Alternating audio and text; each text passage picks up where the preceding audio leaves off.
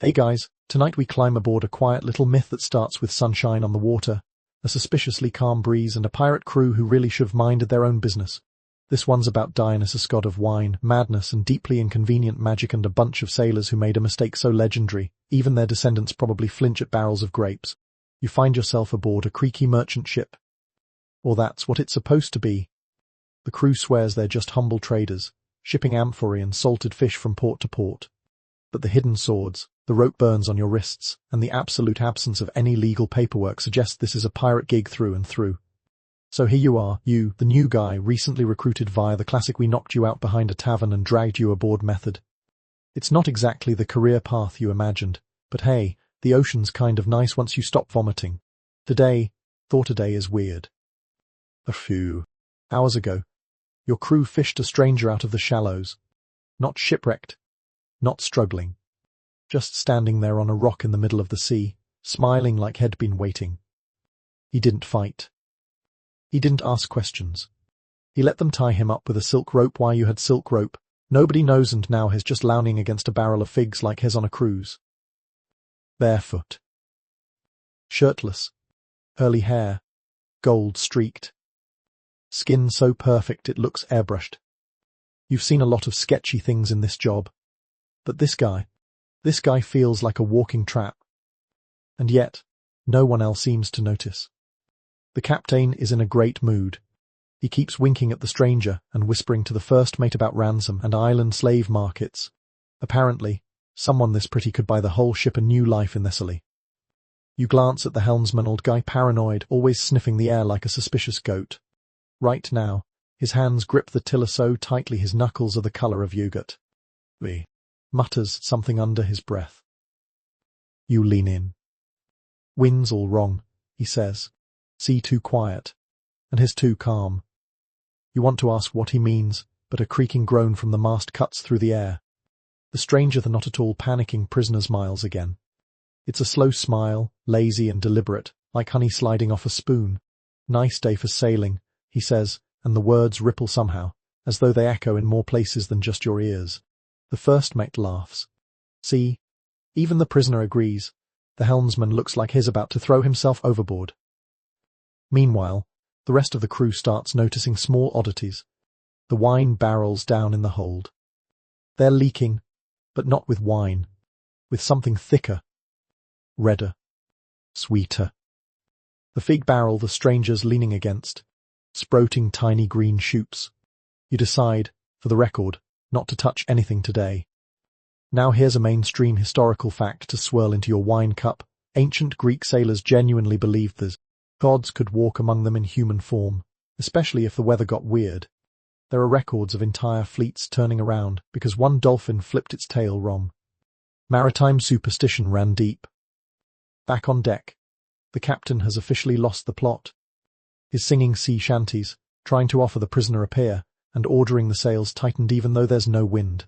And you start remembering things you once overheard in a tavern, about Dionysus, about how he was abandoned, then raised by nymphs, about how he wandered the world looking like a boy, barefoot and carefree, until someone tried to chain him up. Historians still argue whether this myth, you recall, is symbolic of Dionysus' rites of passage or an early warning against wine-based delusions. The helmsman stares at you. I think it's him. He hisses. The god, Dionysus, were dead. You would laugh if your hands went shaking. Here's a weird tidbit to pair with your slowly increasing dread. Some fringe historians think Dionysus wasn't originally Greek at all.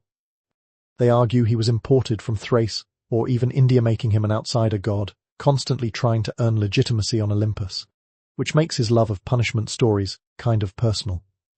The stranger turns his head now. Looks right at you. Would you like a drink? He asks. There's no cup in his hand. You say nothing. Just nod, or maybe tremble, or maybe both. He smiles one last time. Soon. And just like that, the waves begin to reverse. The ship lurches backward without wind, without oars, without logic. The captain's voice rises in confusion. The helmsman drops the tiller. The ropes on the sails snap cleanly, deliberately, and fall like dead snakes. You realize, suddenly, that the ship is no longer in charge of itself. Something else is steering now. Something old, and amused, and uncomfortably barefoot. The ship doesn't pitch or rock as it moves, it glides. Smoothly, too smoothly. You don't feel the usual bumps, or dips that come with the sea. It's like being carried. Like something invisible and very large has scooped the whole vessel into its palm and is now drifting along at its own pace. Nobody's singing anymore. The crew murmurs, one by one. The helmsman has gone silent, eyes wide, lips moving in some language you don't recognize, maybe prayers, maybe curses. The captain frowns and checks the sails again, as if he might still fix this with enough rope and yelling. But the air is thick. Too thick. Like breathing through warm honey. You wipe your forehead, and your hand comes away slightly sticking at sweat. Something else. And now, it smells like wine. You glance toward the mast. A single green tendril snakes up the wood. A grey vine. No one planted it. No one watered it. And it's moving. Slowly spiraling up the mast like it knows where it's going. The prisoner, the god, may be still sitting calmly, arms now stretched behind his head like this is a vacation. He hasn't blinked in a while. Someone finally says what you're all thinking. At the ropes. Throw him overboard. It's the first mate. Big guy, always bragging about the time he punched a sea monster, probably a dead tuna. He's trying to sound brave, but his voice cracks halfway through the sentence. No, the helmsman croaks. Touch him and we really die. A few sailors glance at one another. The decision hangs in the air like lightning waiting for a tree. Then the prisoner exhales. That's all. Just a breath. And suddenly, everything changes. The mast groans. The grapevine flowers, instantly deep purple blossoms and bursting fruit in seconds. Leaves unfold like fans. The smell of crushed grapes fills your lungs. A bird, not a seagull, but something more exotic, golden feathered, flutters out from the rigging and disappears into the air. The wood beneath your feet pulses, not shakes, pulses, as if the ship itself has a heartbeat now.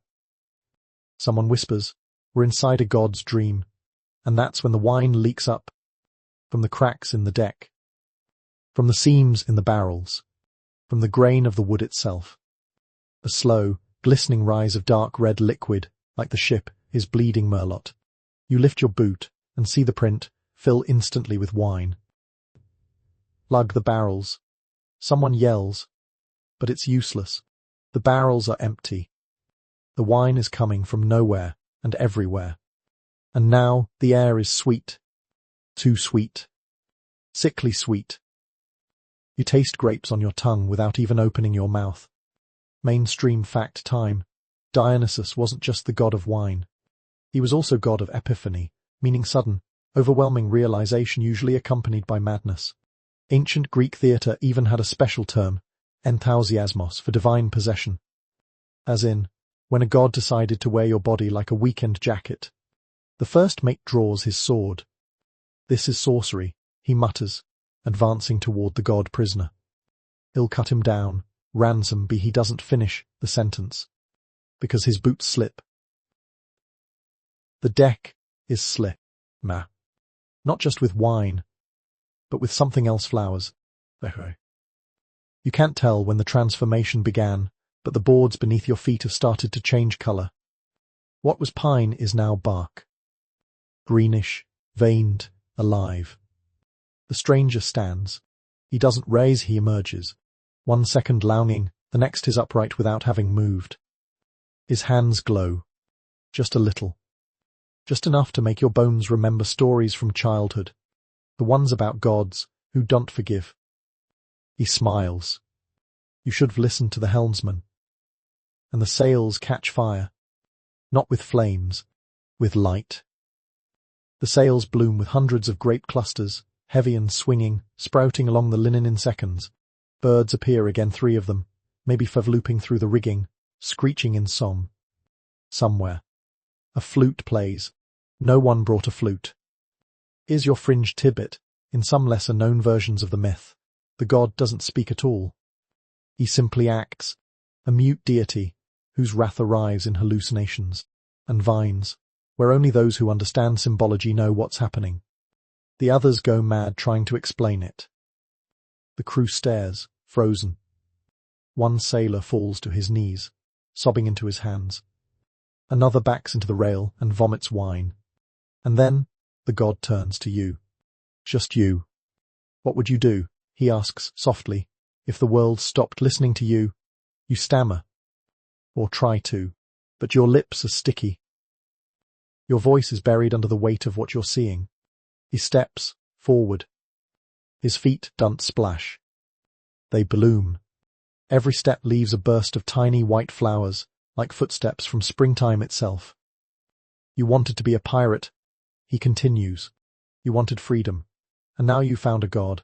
Historians still argue whether this myth, you recall from a drunken scholar back in port, symbolizes divine punishment for hubris or a parable about transformation through chaos.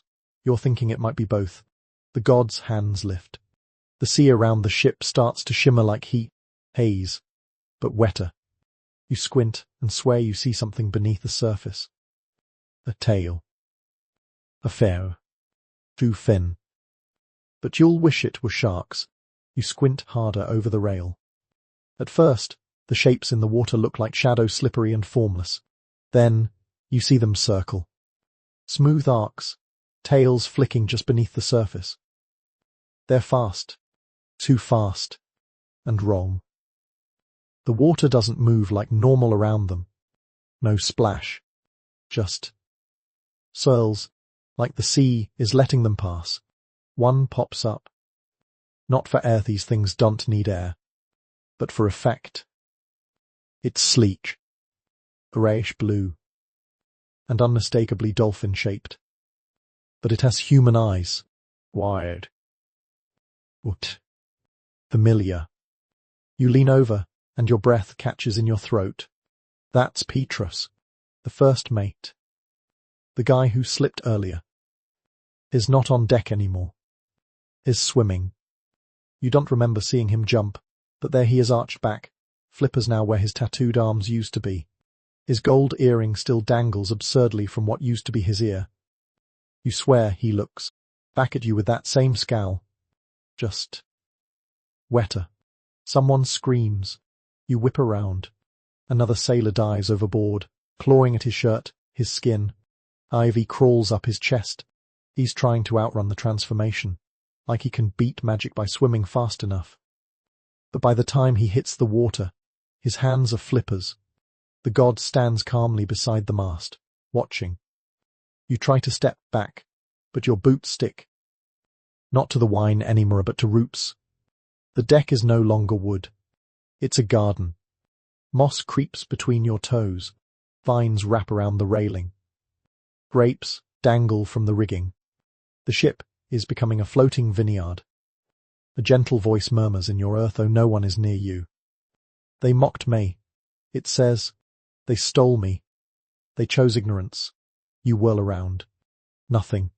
Just blossoms opening in slow motion, and the quiet sound of someone, maybe the god, laughing under his breath. Now, here's your historical snack. Greek sailors believed that dolphins were sacred. Killing one was punished like murdering a human. They thought dolphins were messengers of the gods, even transformed humans. And you're starting to understand why. You count them. 7 dolphins. Maybe 8. They circle the boat like a protective charm. Or a curse. Another splash behind you. Then another. The crew is abandoning ship. But none of them scream when they hit the water. The moment they touch it, their bodies shimmer, stretch and change. You've never seen such smooth transformation. No pain. No blood. Just wrongness. Historians still argue whether these kinds of myths reflect real spiritual beliefs or acted more like cautionary tales to keep crews in line during long voyages. You remember. Sailors were always just one bad decision away from disaster. And you are alone now. Except for the helmsman. He stands perfectly still, eyes shut, whispering prayers. His hands clench the tiller, not that it matters anymore. The ship isn't moving by sail. The wind still hasn't returned. Feel no current.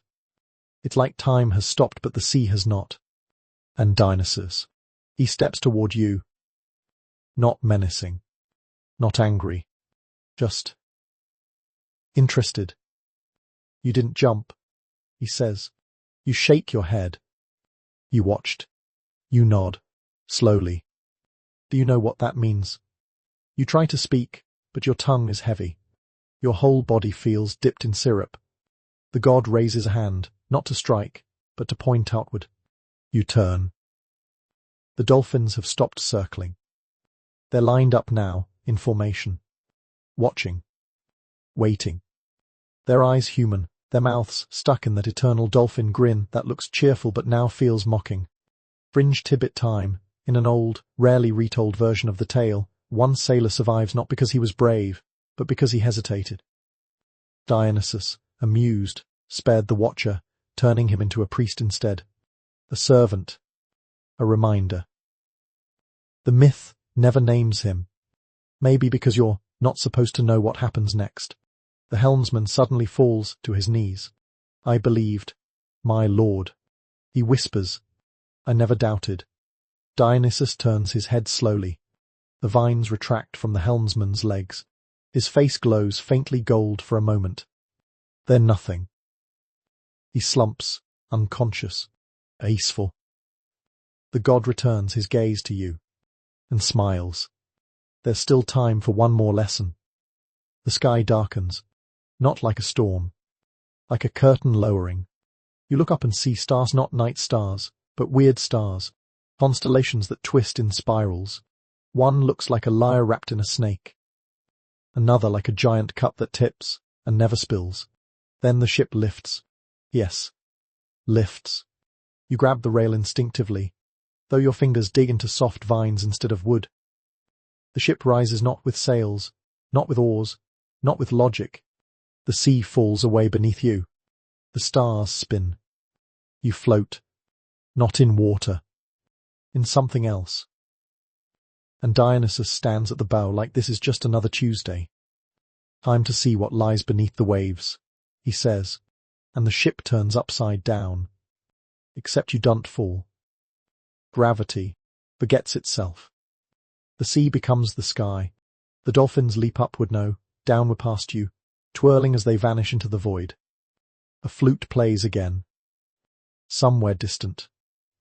You might be crying. Or laughing. It's hard to tell anymore. This is what madness feels like. But it's pretty, at least. You float, not fall, not rise, just float. The sea is gone. Or maybe it's above you now. Or below. You're not really sure what direction means at this point. The ship, now upside down, but somehow right side up, glides through a glowing mist like a dream too vivid to forget and too soft to hold on to. And Dionysus is glowing brighter. You're not supposed to look at gods directly, or so the stories say. Something about their divinity breaking your perception. But you do. You look right at him.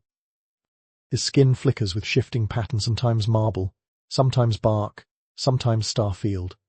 His eyes swirl like wine being poured into a silver cup. He smiles again. And it isn't just beautiful, it's raw. Like something wearing a beautiful mask, except the mask is also alive and laughing at you. You blink. Now he's seated again, barefoot, reclining on cushions that definitely weren't there a moment ago. The goblet floats beside him, never spilling. His fingers trail lazily through the air and leave behind curling vines. You glance down, except down doesn't exist. Still, you glance and the ship has stopped being a ship. The floor beneath your feet is now soft, mossy earth. Trees grow from the deck. Or perhaps from your imagination. One hums when you look at it too long. Are we on land? You whisper, mostly to yourself. Dionysus hears anyway. Does it matter? He replies, everything's a stage. Somewhere, flutes play again. And drums. Gentle, rhythmic, like a heartbeat you're not sure is yours. Historical fact break, Dionysus was the patron of theatre, especially tragedy and comedy. Festivals in his honor like the Dionysia in Athens included days of performances where people wore masks and lost themselves in roles. Ecstasy literally meant to stand outside oneself. And right now, you feel very outside yourself. The trees around you shift color. One moment olive green, then lavender, then a pulsing burgundy. Grape veins dangle like chandeliers. A leopard does beneath a fig tree, no one reacts to it. Least of all the god, who casually tosses a cluster of grapes toward its mouth. The beast yawns and eats them without chewing. Then the prisoner, not a prisoner anymore, sits up, gestures at you. Come, he says, you've seen fear. Now see joy. Your feet move without asking your brain. The ground softens further, becoming petals. Your steps leave behind curls of ivy. Everything smells like ripe fruit and spice and rain on warm stones. You feel drunk, but you haven't touched a drop. You sit across from him. Or maybe you're already lying down. It's hard to say. Most people, Dionysus says, never see what lies beneath the masks. He waves a hand, and suddenly, in the air between you, there are masks. Dozens, no hundreds, spinning gently, changing shape, shappy, weeping, laughing, screaming. Some of them look like your crewmates. One looks suspiciously like you. You thought I was here to punish, he murmurs, but I only reveal. Reveal what? The truth. You're a pirate who never wanted to steal. A sailor who never trusted the sea. He tilts his head. A boy who watched his brother drown and still came back to the waves. Your heart stops. How does he, you don't finish the thought? Because the goblet rises again, hovering between you. He nods. Drink.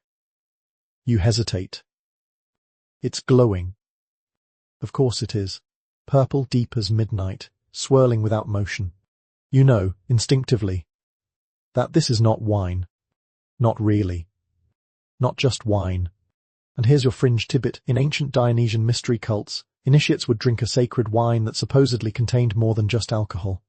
Some believe it was laced with psychoactive herbs like datura or belladonnato induce visions, to die before dying, as the ritual went. You reach out. Your fingers brush the goblet. It's warm. Too warm. It pulses like a living thing.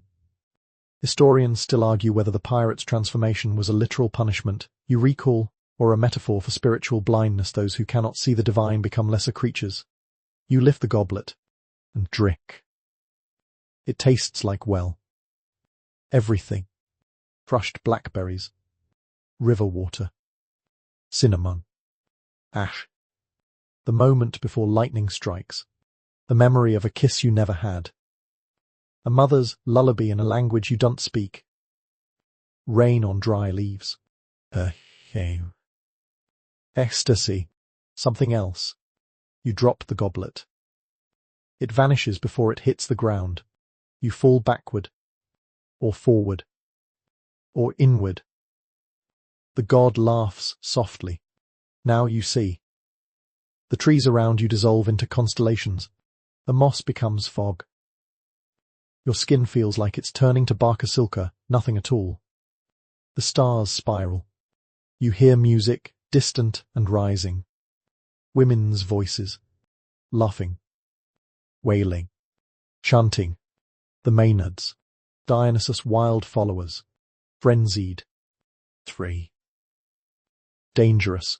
You see them now, dancing through the mist. Barefoot on air. Hair wild. Eyes bright, mouths painted red. They spin and twirl and leap and vanish. One blows you a kiss. Another bares her teeth. Would you join them? Dionysus asks. You open your mouth to answer. A vine curls around your ankle. Not tight. Just inviting. You don't resist. You can't. You don't want to. The vine around your ankle doesn't pull, it beckons. It pulses with a quiet rhythm. Like it's breathing. Or maybe you're breathing with it. The boundary between you and it is getting fuzzy. You can't tell where your leg ends and the green begins. You take a step. Not away. Forward. Toward the music.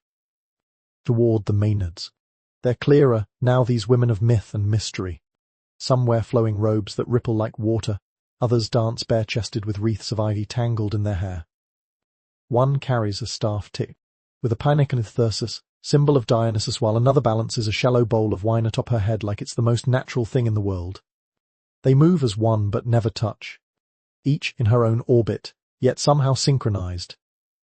Their feet leave no marks, even on the mossy flora. Is it sky now? Gravity has fully given up.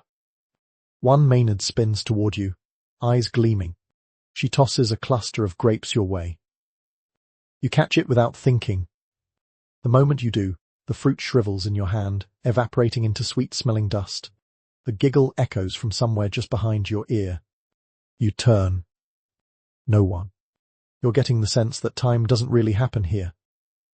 Or if it does, it's drunk and wandering off somewhere barefoot, arm in arm with logic. Dionysus leans against a tree that probably didn't exist 5 seconds ago. He gestures at the scene like a tour guide showing you a garden he built from scratch with his mood. They feared madness, he says softly. But madness is only the fear of truths too bright to bear. You nod. Because what else can you do? That sentence was nonsense, and perfect and terrifying. You wonder if that's the point. Let's sprinkle in a mainstream historical fact to ground you, because goodness knows you need it right now. Dionysus wasn't just the god of wild parties. He was also the god of ritual madness, divine ecstasy, and believe it or no, resurrection. In some myths, he dies and returns, dismembered and reborn. People followed him not just for pleasure, but for transformation, for rebirth, for a second chance. You glance down. Your toes are roots now, not metaphorical. Actual roots, pale green and curling into the moss. You don't panic. Why would you panic? You feel calm, like floating in warm water, like being part of something large and endless, like belonging. The Maenads dance closer. One passes in front of you and trails her fingers across your shoulder. Your skin blooms with tiny blossoms. You don't react. Just watch as petals drift down your arm and disappear. In the back of your mind, you remember the crew. Remember the dolphins. Are they still circling? Are they still watching? You glance toward the sea where the sea was. It's stars now. A field of them, twinkling quietly. But below the stars, you see faint shadows moving, arsing, leaping. Dolphins. Still there. Still changed. You think you recognize one. Is that the helmsman? His fin breaks the starlit surface for just a second. A glimmer of gold flickers at his temple. His earring. You wonder if he's at peace. He looks serene. More dolphin than man now, but somehow not tragic. Just elsewhere. Fringe tidbit coming your way. In some obscure writings from the Hellenistic period, certain mystery schools believed that transformation was not punishment but evolution, that becoming an animal was not regression, but clarity. Dolphins, especially, were seen as higher beings, playful, social, intuitive, closer to the gods than man could ever be. Look at your hands. They're not changing. Not yet. But you feel different. Like your insides are unraveling and reweaving at the same time. Like vines coiling gently around your bones. You're becoming. Historians still argue whether the pirate's fate was intended as a moral tale for greedy sailors, you remember, or a warning to respect what you can't understand. You think it might be both. The music swells. Not louder. Just deeper. It reaches into your chest, behind your ribs, where your heart used to live. Now, it feels like a blooming thing. A fruit. Ripe and full and ready to burst. Dionysus steps closer again. He doesn't speak. Just looks at you. He raises a hand. Not a command. A question. You nod. You don't know the question, but the answer is yes. And with that the vines around your ankles retreat. The blossoms on your skin lift away, one by one, like moths taking flight. You float upward, or inward, or through. And suddenly, you're no longer on the ship that isn't a ship. You're somewhere else. still with Dionysus, still with music. But now, in a new place. A different illusion. Or maybe the truth this time. You can't tell anymore. You don't care. Because the god is laughing again. And this time, you're laughing too. You land gently, like a feather, but you don't remember falling. The ground is soft beneath your bare feet, warm like sun-soaked moss. When did you lose your boots? When did you stop needing them? This new place hums. Not metaphorically, literally hums. The soil, the trees, the air itself emits a low, musical vibration. You feel it in your chest before you hear it. A slow, steady note, like the world is singing its own lullaby, and you finally found the rhythm. Around you rises a forest, but not any forest you've ever known. The trees glow faintly, some gold, some violet, some the color of aged wine. Their branches twist like dancers mid-spin, and their leaves flutter with no wind. There are no shadows, only shifting tones of dusk and dreamlight. And then, between two trees, you see him again.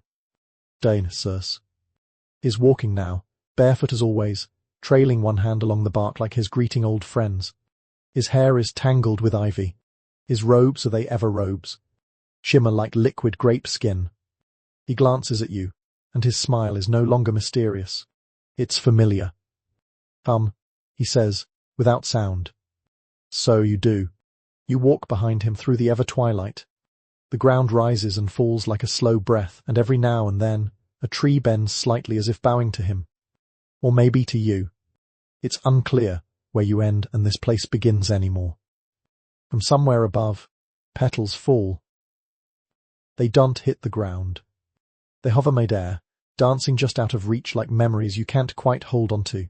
You pass a stream, except it's not water. It's wine. Or it looks like wine. It flows too thick, too slow, and when a leaf dips into it, it curls instantly into a grape. There's a bridge. You cross it. On the other side waits a table. Not a humble table either. A full banquet, roasted meats, glistening fruits, round cheeses, soft bread still steaming. You're not sure when you last felt hungry, but your stomach tightens at the scent. The god doesn't eat. He watches. You take a seat because of course there's a seat. A chair grown from vines and wrapped in flowers that open as you settle in. Your plate fills itself. The goblet beside it tips ever so slightly, offering its contents. This is not hospitality. This is initiation. Historians still argue whether Dionysus's worship, you recall, was truly joyful or just barely contained chaos wrapped in ritual. You sip the wine. It tastes like yes, just yes, and as you eat, if it can be called eating, you notice the shadows again. Movement between the trees. 1 minute. These figures are different. They glide. So. Masked. Faces hidden behind porcelain expression, some laughing, some crying, some neutral. Their robes don't rustle. Their steps make no sound. But they carry instruments. A drum. A lyre. A set of panpipes that change pitch with every blink. They circle the table. Then they play. And oh, what music! Not just notes, visions. Each sound is a memory, a story, a sensation. One note tastes like mint. Another pulls the image of your father's voice out of the fog in your mind. Another wraps around your spine and makes you laugh without knowing why. This is no longer a meal. This is communion. And you're not just a guest. You're becoming. Do you know what they became? Dionysus finally speaks aloud, voice like velvet wrapped in smoke. You pause mid-bite. You know what he's asking. The pirates. Your crew. You nod. Dolphins. You murmur. He tilts his head, amused. That's one name for it. A beat. Some say they found joy. Others say they escaped punishment. But they changed. That is all that matters. Fringe tidbit, tucked in gently for your curious, sleepy brain. In Etruscan myth, there's a god like Dionysus Fluns who brings both ecstasy and dread. Some scholars believe these figures weren't opposites, but twins. That wine, joy, madness, and fear are all the same force, just viewed from different sides of the cup. The gentle breeze stirs the petals.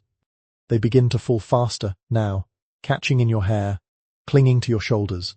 The masked musicians bow one by one and vanish into the trees, dissolving like smoke into light. And Dionysus sits across from you, his eyes ancient and laughing. "Why did you stay on the ship?" he asks. You open your mouth. No answer comes. Not out of courage, he says, not fear. Curiosity. He lifts a hand. The world dims.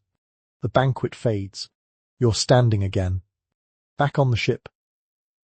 Oh, might's not the ship anymore. It's a platform in an endless vineyard, drifting through stars. The mast now grows leaves.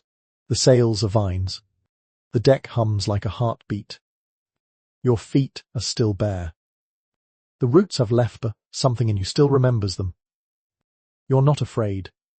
You turn and see these dolphins again. Not circling now. Just gliding. Watching. Peaceful. Changed. The god stands beside you, silent for a long while. They were pirates once, he says.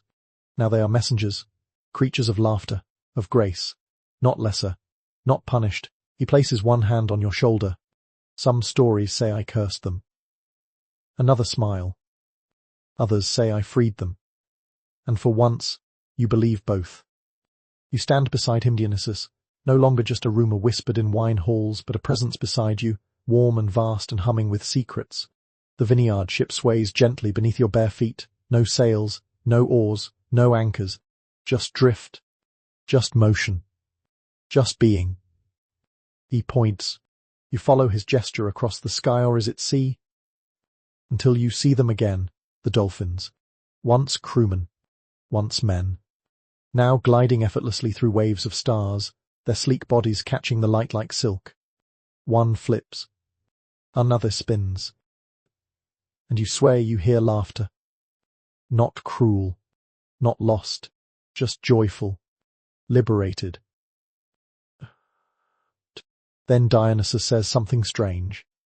Something soft. Something you almost miss. They never looked better in tunics anyway. You blink. Wait, did the god of wine just crack a joke? You glance sideways, and yes, he's smirking. Like a friend making fun of someone at a wedding reception. Except the someone is your old crewmate who now has fins and echolocation. You laugh. You can't help it. It escapes like bubbles from a jar, and for the first time since all of this began, your body relaxes. The tension leaves your shoulders. Your lungs expand fully. You're not in danger anymore. You're just weirdly blessed. Here's a mainstream fact that fits snugly here. Dolphins were often depicted in ancient Greek art as companions to gods, especially Dionysus and Apollo. They weren't just sacred, they were guides, bridge creatures between land and sea, mortal and divine. No wonder the pirates ended up that way. But of course, you didn't. That part still confuses you. The ship, which now resembles a floating garden with benches of woven branches and lanterns grown from blossoms, continues drifting. There's no sky anymore. Or maybe it's all sky now. Everything above and below blends into one seamless glow. Dionysus walks a slow circle around the mast. A tiger follows Himeus. A tiger, but it behaves like a lazy house cat. When Dionysus stops, the tiger sits, tail curled neatly, tongue flicking out in a yawn. You're wondering why I spared you, he says casually. You nod. Because you asked nothing, took nothing, watched. That is rare. You want to speak, but he raises a hand. Most would run, fought, cursed, bargained. You just witnessed. He looks over his shoulder, toward the disappearing shapes of the dolphins. They turned them into what they already were inside. Fast, social, clever, always running from consequence. He pauses. And you? He steps closer. You're still deciding what you are. He lifts something from a cluster of leaves, a mask. It's simple. Smooth. Expression. Like a blank slate. He hands it to you. Keep it, he says, for when you're ready to choose a role. You turn the mask over in your hands. It's warm. Somehow familiar. Like it's been waiting for you. For years. Fringe tidbit alert. In some mystery rites dedicated to Dionysus, initiates wore blank masks to symbolize the ego's death. You weren't supposed to show your real face, you were supposed to shed it, so the divine could enter. Masks weren't to hide yourself, they were tools to transform you. You glance at the god.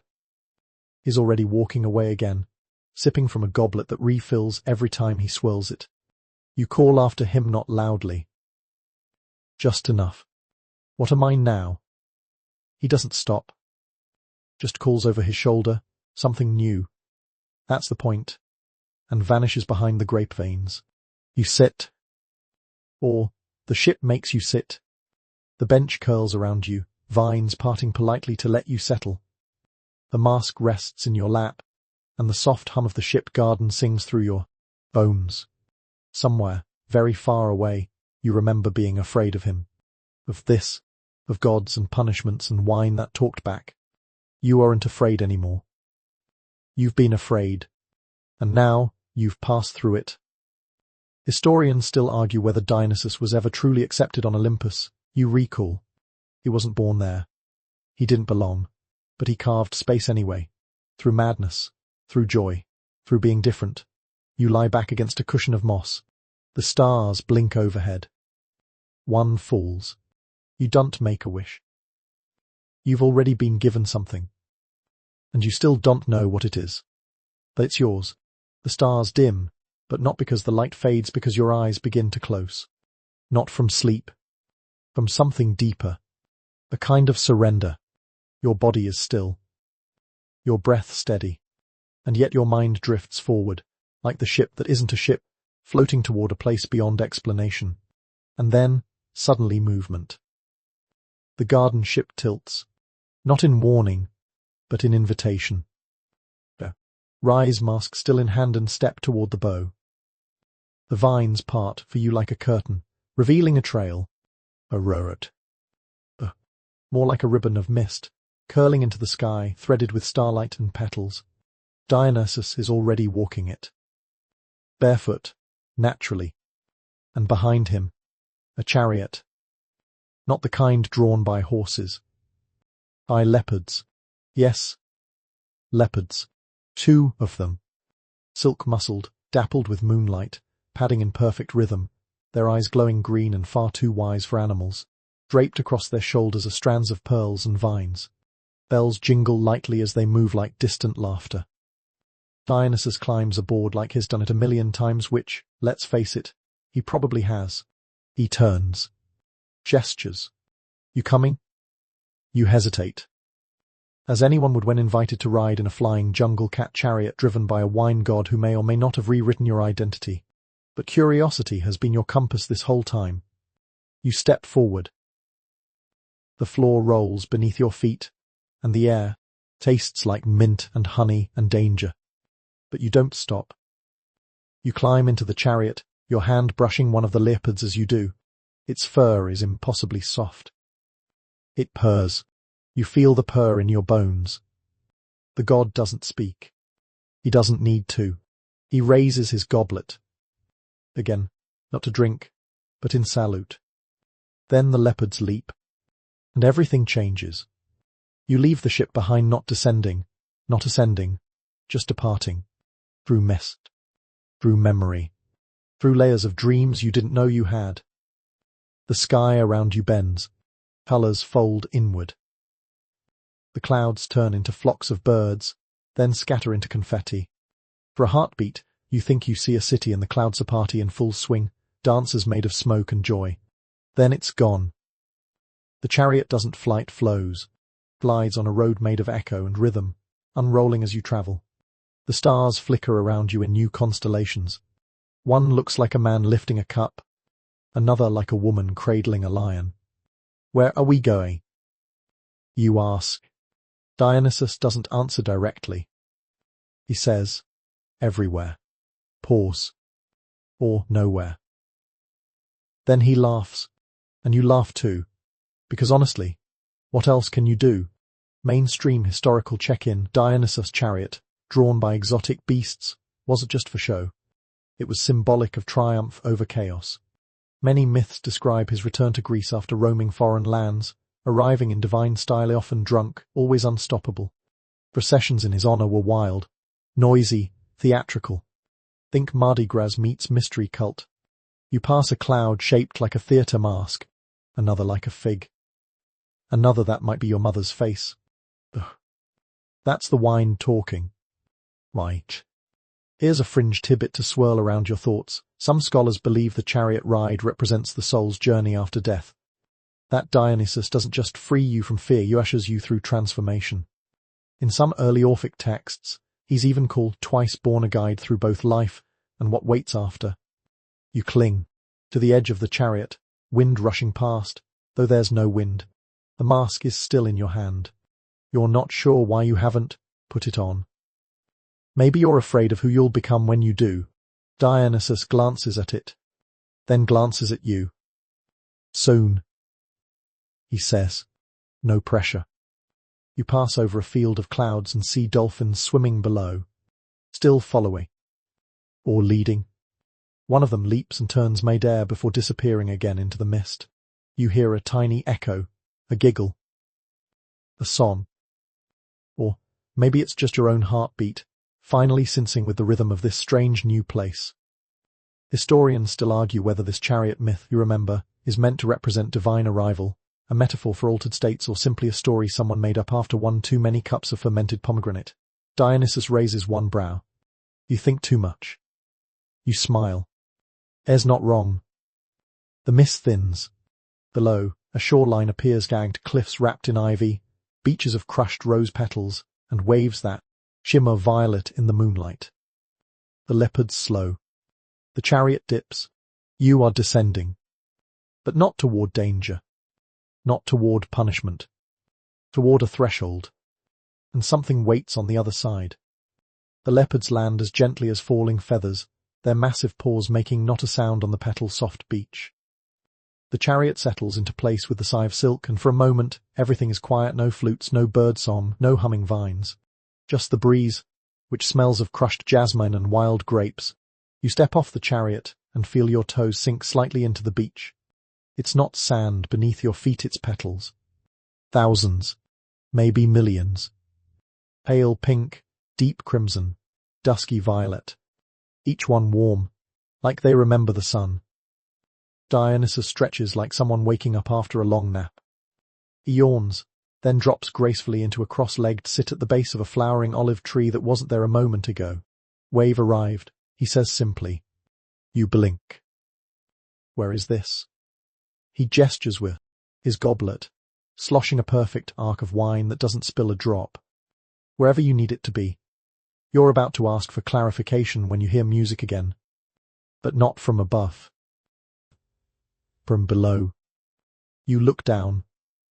Beneath the translucent surface of the petal beach, shadows move. Slowly, rhythmically. Like dancers under frosted glass. Then the petals part. A platform rises, and on it dozens of figures. Not humans. Not exactly. Their eyes glow gold, and their limbs are too long, too graceful. Their robes are made of mist and moonlight. They don't walk, they glide.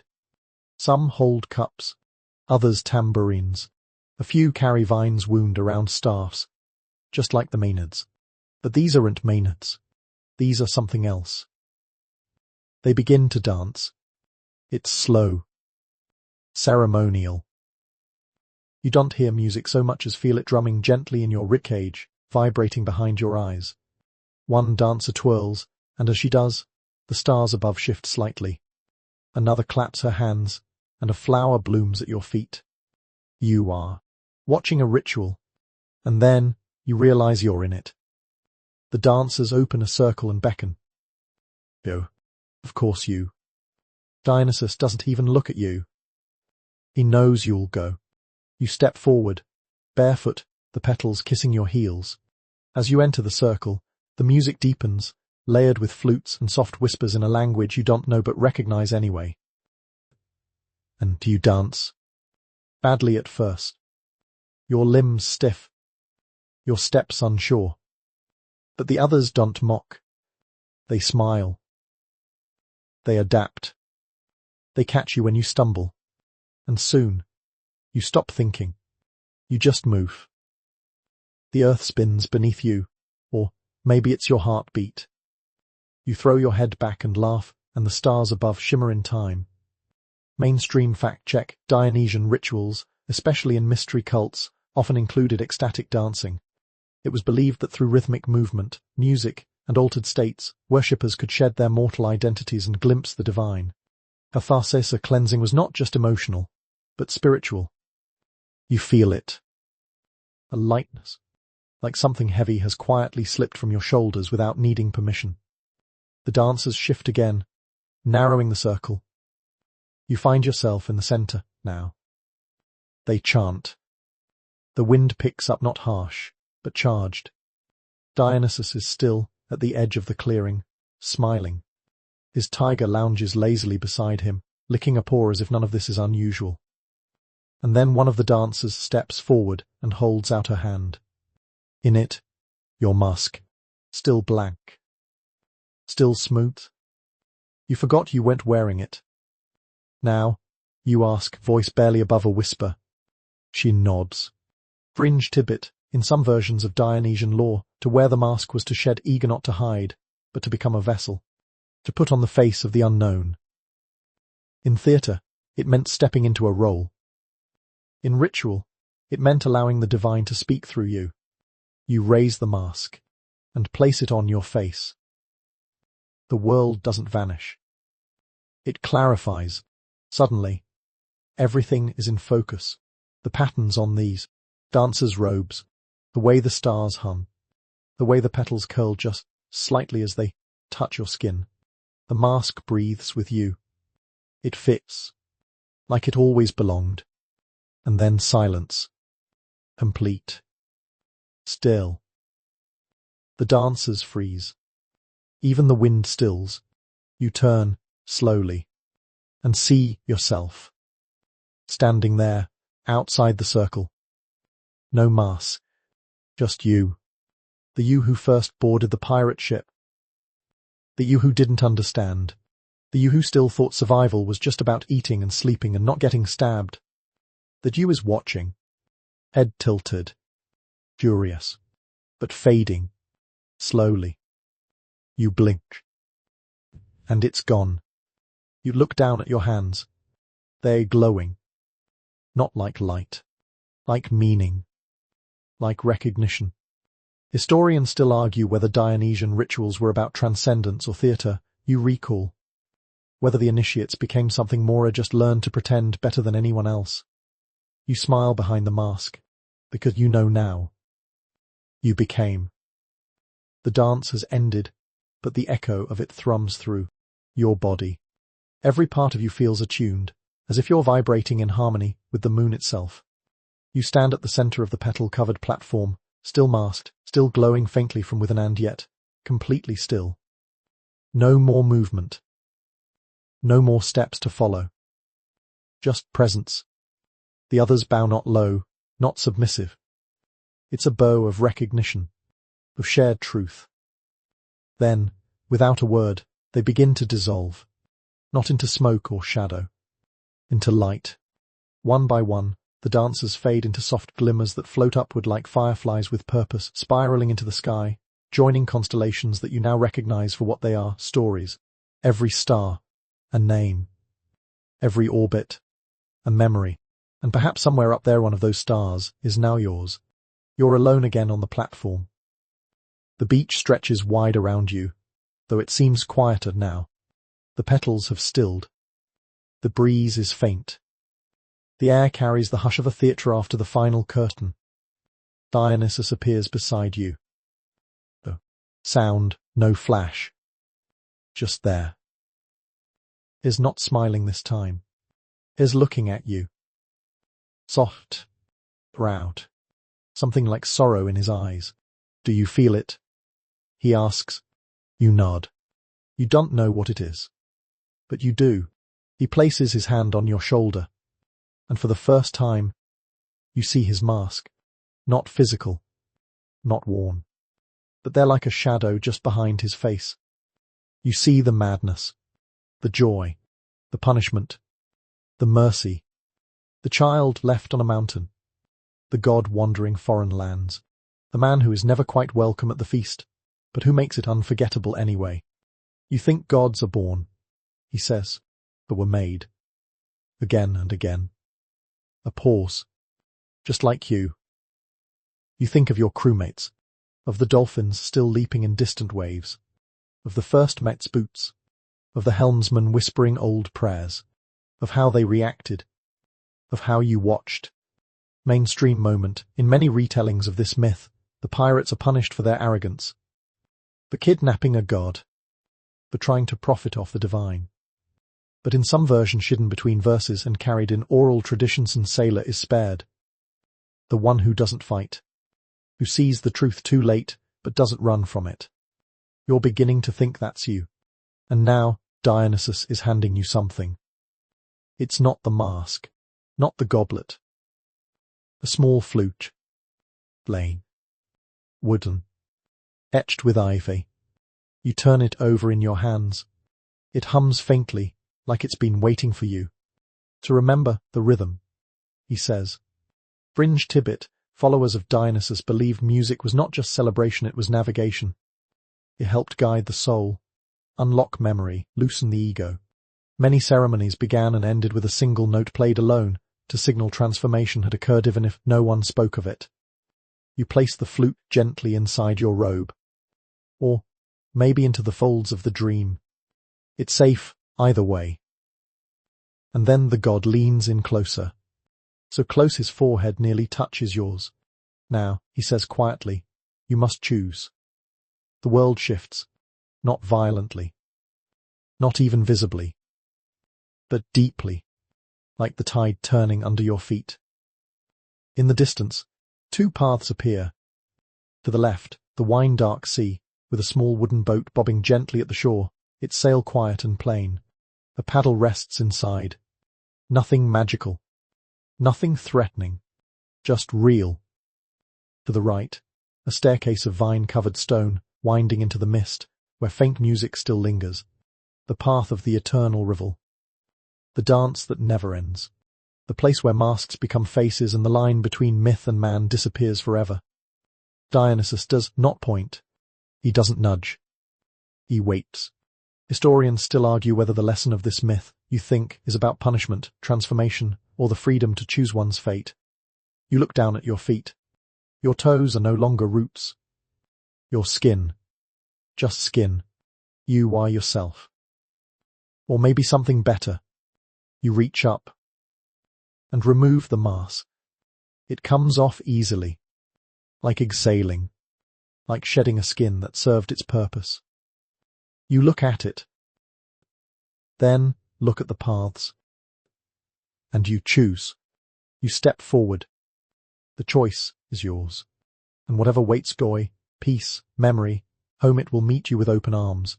Behind you, Dionysus raises his goblet in farewell. No words, just the music of departure. You walk. The path crunches softly beneath your feet, though you're no longer sure if it's sand, petals, stars, or time itself. What matters is the motion that your body is finally moving under its own power again. No magic tugging at your limbs. No vines binding your ankles. Just you, walking into what you chose. The wind is cooler now.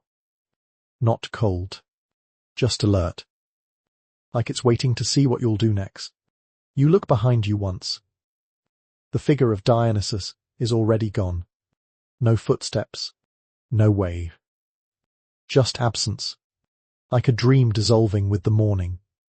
And ahead, a new scene begins to form, not by magic this time, but with the logic of a world returning to normal.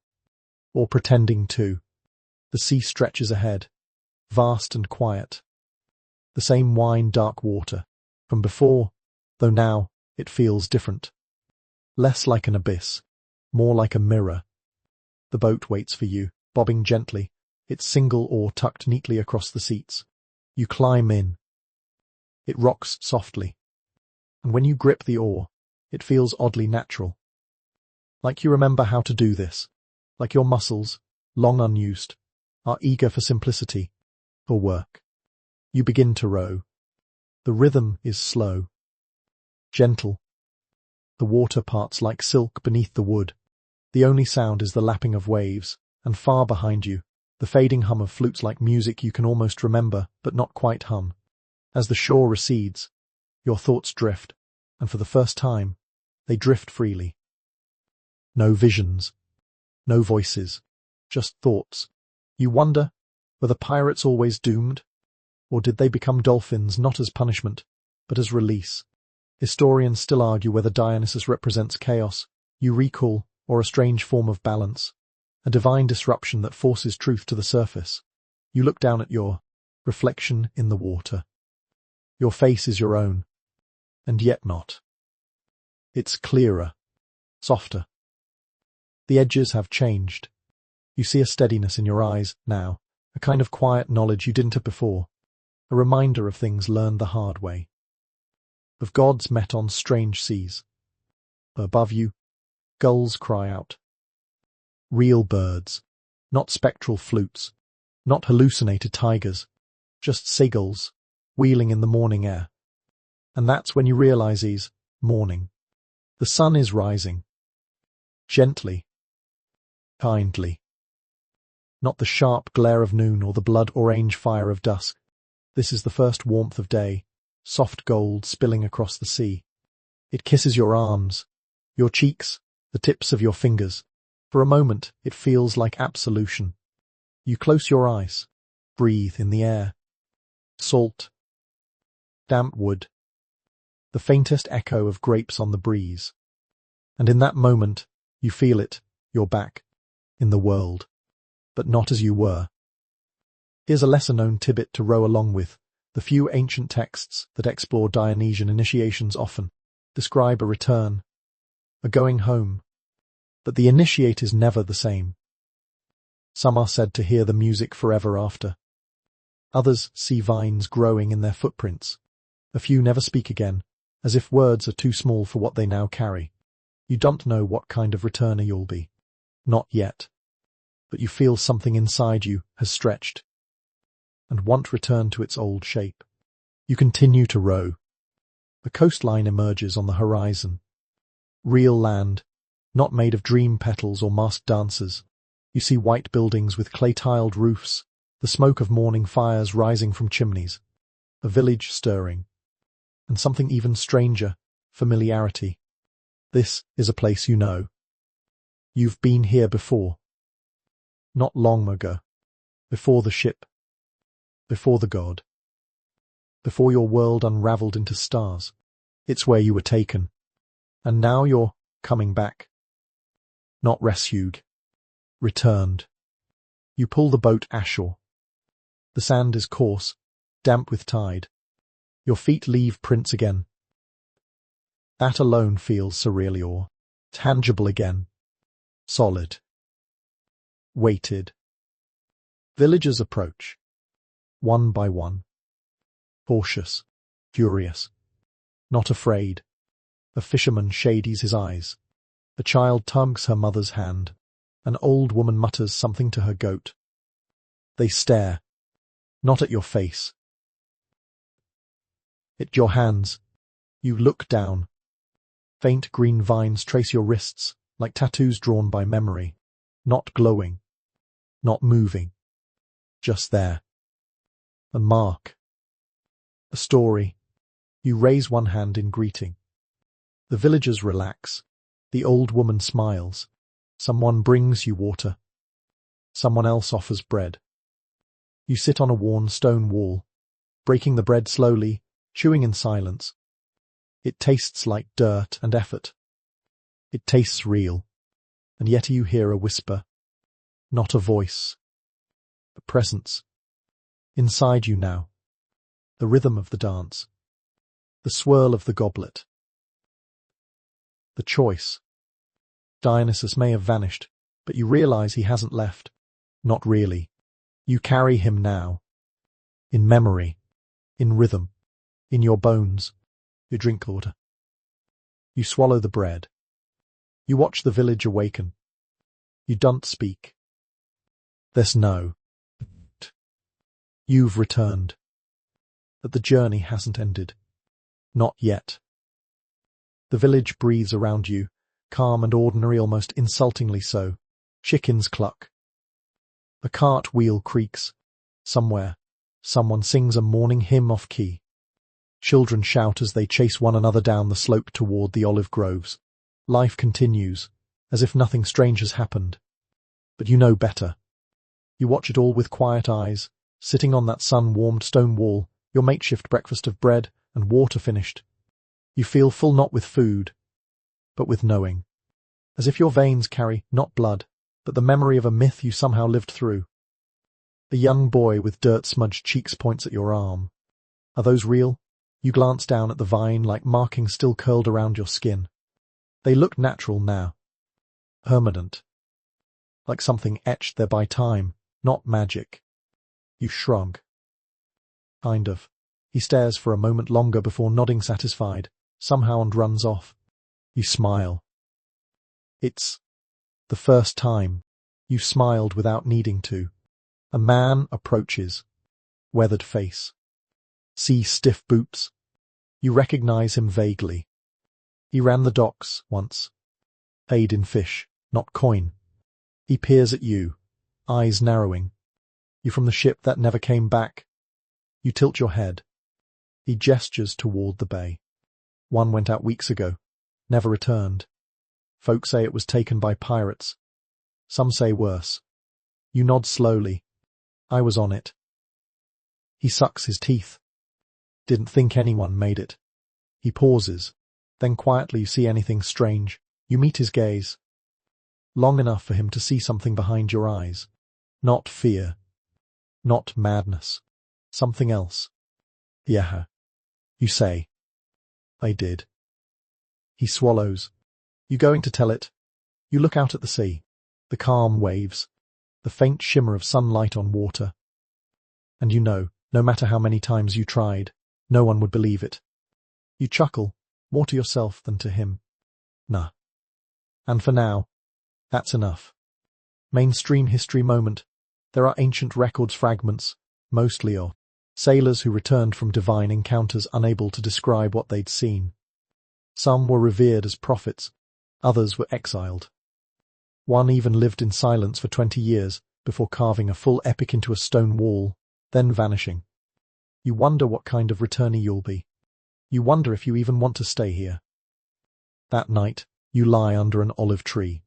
The stars shine like old friends above you. The wind whispers through the leaves, and every so often, you swear you hear laughter. Not mocking. Just distant. Remembering you. You sleep. And your dreams are full. The ship. The vines. The tigers. The goblet. The dolphin seers, even them. They leap through your dreams like guardians now. Not as cursed things, but as signs. Warnings, maybe. Or invitations. When you wake, you sit up slowly and find that someone's left you something beside your head. Your mask. The same one. Still blank. Still smooth. Still waiting. You touch it lightly. Then, pick it up. You don't wear it. Oh, today. But you keep it. Because deep down, you know your journey with Dionysus isn't over. It never really ends. Here's a delicious fringe tidbit for that. In certain late Hellenistic texts, followers believe Dionysus returns to those who carry him not with fanfare, not with spectacle, but through signs. A cup tipped over with no one near. Grape veins sprouting in winter. A flute note heard with no flautist in sight. You stand. The village is behind you. The sea in front. A small rowboat waits near the shore again. You walk toward it without hesitation. You row with practiced ease, and this time, the water doesn't resist you. It carries you forward, not into illusion, not into madness, but into something new. Not quite mortal. Not quite myth. But balanced between them. The very definition of Dionysian. You hum as you row. Just one note, but it echoes, and the sea listens. The rowing is easier, this time, not because the sea is calmer, but because you are. There's no censor, urgency, no God watching, no ship transforming beneath your feet, just the rhythm of your arms pulling and the water parting softly with each stroke. You're not fleeing anything. You're not heading towards salvation. You're just moving. The coast behind you becomes a memory. The distant hills blur into smudges of olive and stone. You could look back, but you don't. There's nothing there that needs revisiting. Everything important now lives within you. Eventually, you pull the oar in. Let the boat drift.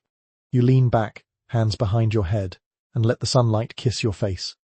Above, a hawk circles, and below, you know before you even look, the dorsal fin rises, not sharp, not threatening, just slicing the surface like a lazy exhale. Then another, and another. They glide alongside the boat, silent escorts. Their skin catches the light, smooth, iridescent, familiar. You smile. You again. One of them flips halfway out of the water, just enough for you to see it clearly. A mark on its flank, almost like a tattoo, almost like a scar. Or was that a birthmark? You never paid close attention before. Too busy surviving. But now, you see them all for what they are. Not crewmen. Not victims. Not even warnings. They are reminders of what happens when you try to bind a god, of what happens when you let yourself be changed instead of broken. And somewhere in their motion, their rhythm, their strange choreography, you feel the dance again. The one from the petal-filled platform. The circle that opened just for you. Historians still argue, you murmur aloud, whether these kinds of myths were meant to elevate the gods or humble the mortals. You look up at the sun, which now sits slightly off-center in the sky, neither rising nor setting. Maybe that's the point. To blur those lines. To erase the idea that one is greater than the other. You reach into your satchel. Your fingers brush the flute. Then the mass. You take out neither. Just feeling their presence is enough.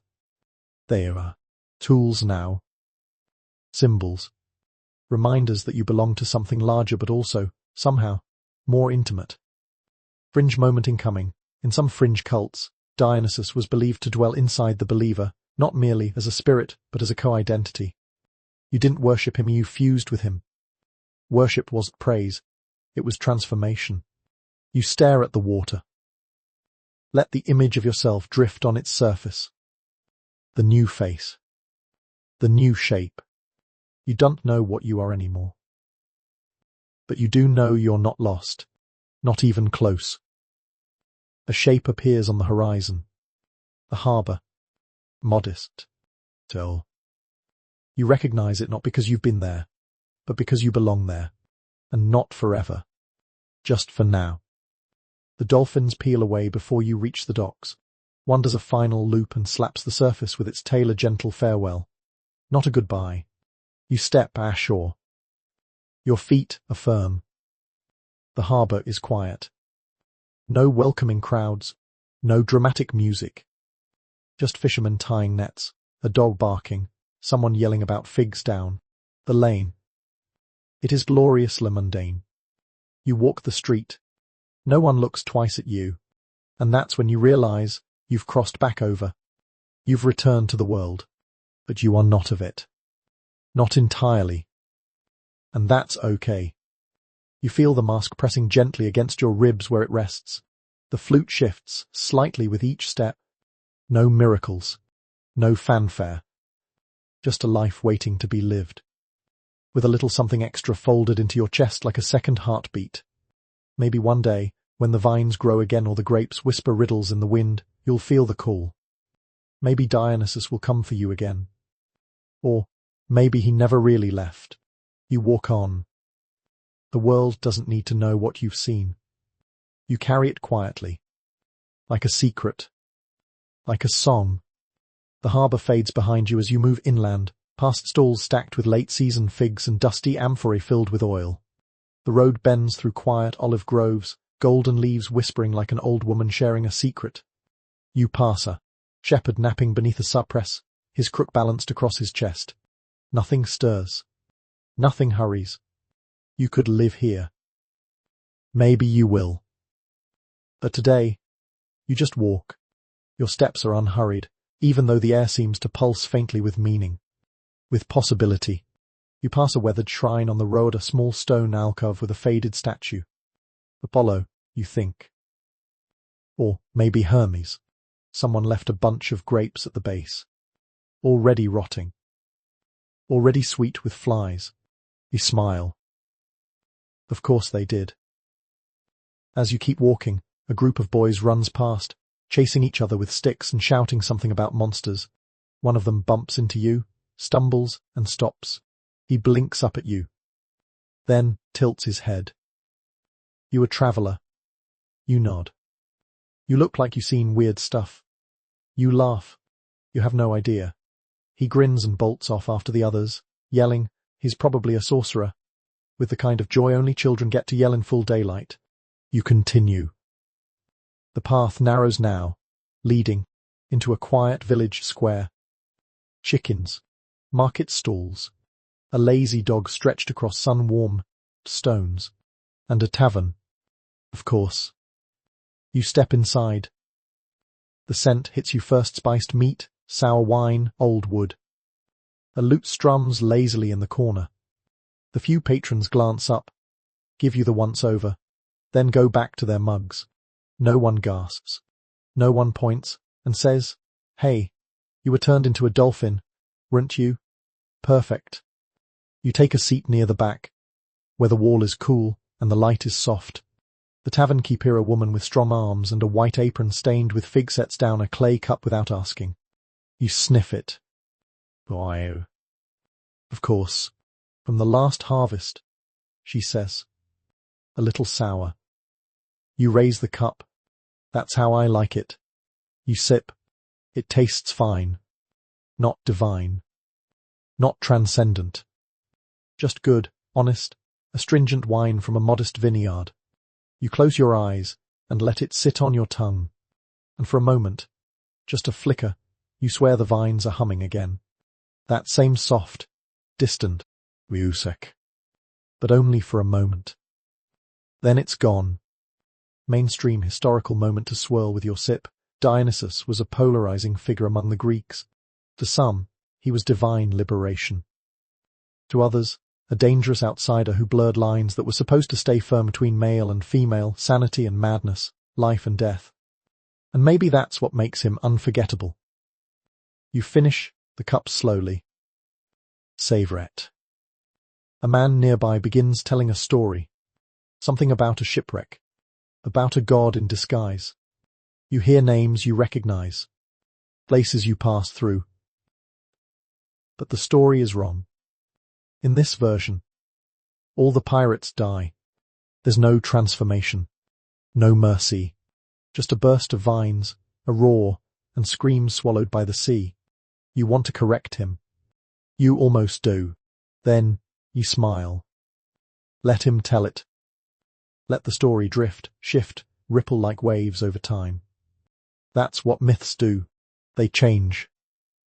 They breathe. They wear new faces, new names, new masks.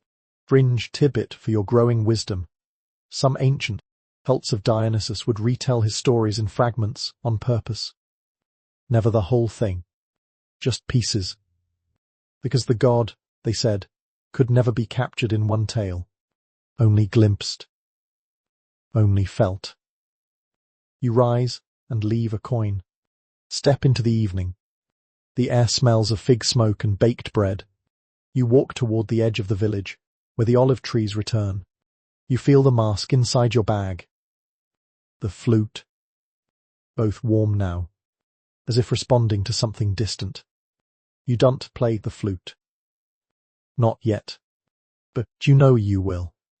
When it's time. You glance behind you. Not because you're afraid. Because you want to see. And you do. Just for a heartbeat.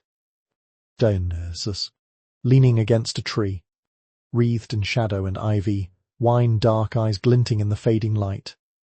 He raises a hand, not to summon, not to demand, just to remind, is still with you, and then has gone.